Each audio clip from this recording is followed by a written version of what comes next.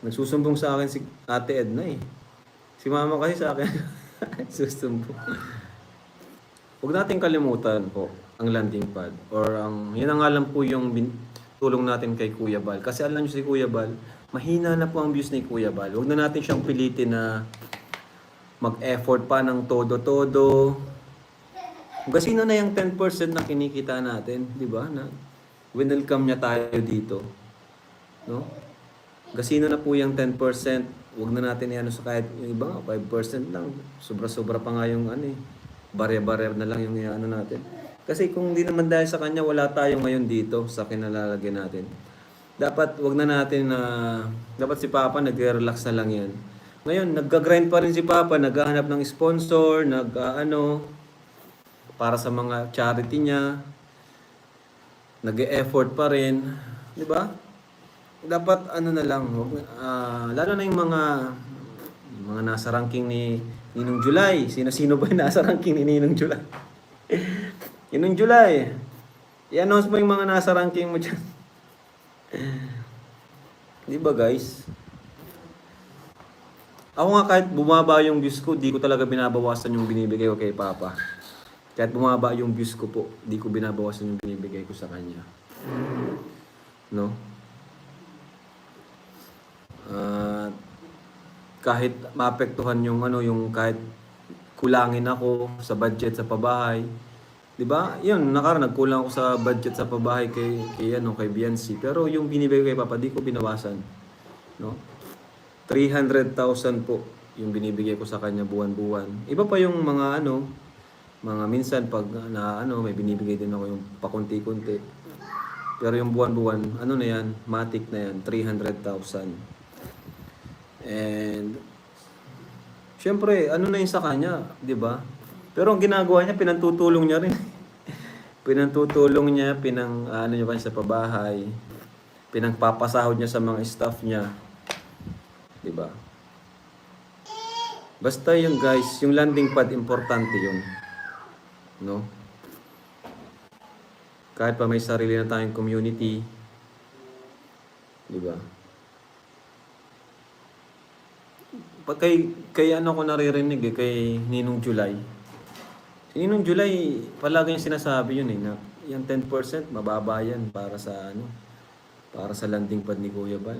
Si Kuya Ninong July, grabe din siyang magbigay. Alam niya yung alam niya talaga yung naiintindihan niya. Kasi yun nga naman, andito tayo sa bahay, nakikisukob tayo sa bahay ni Kuya Bal. Tapos yung 10%, sa totoo lang, yun. Hindi na yun dapat ipagdamot. Kung kumita tayo ng 100,000, 10,000, na po yun. Dapat automatic na po yun. Pero hindi po. Maluwag po si Kuya Bal. No? Hinahayaan lang nila ang kanyang mga anak. Hinahayaan nila lang ang kanyang mga anak. Kung sino magbibigay, kung sino yung diba? Kung ako yan, nakakahiya na kailangan sabihan pa. Opo, na yan? Pag nagsahod, automatic, bigay na natin. No? Ako, ganun ako Pag nagsahod, ayaw ko nang mabawasan yun, bigay ko na agad. Diba? Di baling kapusin ako. Kasi may mga buwan talaga na mababa talaga. Wala tayong magagawa doon. Tama lang ang 10%, kawawa yung milyon. Kinikita na top 7 charity vlogger. Sino ba yung mga nasa top 7 na yan? Mga nasa top 7, yun yung mga class A.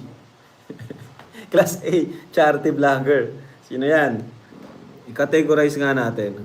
Dr. Lab, Edu, mga class A.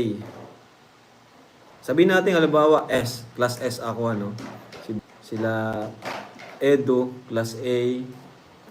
Si Dan, class A. Dr. Lab, class A. No? Tata, yan. Mga class A yan. Ibig sabihin, malalaki ang kinikita niyan. No? Sa class B naman, sino mga nasa class B? Sino bang mga nasa class B? Limutan ko ng mga pangalan ay. Jomar. Si Jomar, ano pa lang si Joms? Class B pa lang si Joms. Class B. Si Ian, medyo si Buddy kasi mababa naman yung views niya. Hindi naman siya di mahilig magpara ano yun, BTS. Si Buddy mga ano si Buddy class B yan. Si David yan, class B yan. No? Si Kuya Juan, ano pa lang si Kuya Juan? Yan mga class B siguro. 'Di ba? Ay si Kuya Bobby, ano yan? B+. B+ si Kuya Bob. Si Kuya Jens, class A to. Malakas ito si Kuya Jens. Pero si Eds, ano, sabi ni Mama, laki daw na binibigay ni Eds. B+. Dati class A yan si Bente Boy. Class A. Kaso medyo bumaba siya. Si Mama kasi, ako kasi yung inaano ni Mama ay.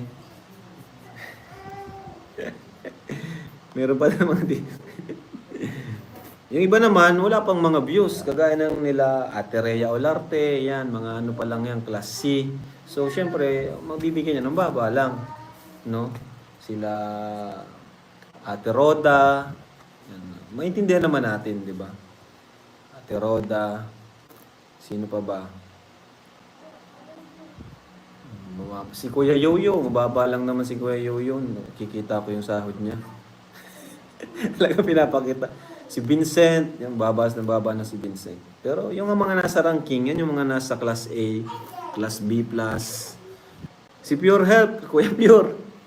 Si Kuya Pure, ano na yan? B+ yan si Kuya Pure, malakas yan. Pero ano naman si Kuya Pure, no? Huwag niyo masyadong ano si Kuya Pure, saka si Ian. Kasi ano yan, focus sila sa si Kuya Pure sa pagdadrive sa akin, no? Kahit long distance. Si Buddy naman sa K-Boys on Mission, no? Kaya, yun. Huwag natin silang masyadong i-pressure. Kasi Kuya Pure talaga, ano yan ay. Mabilis din yan. Maasahan talaga sa pagdadrive.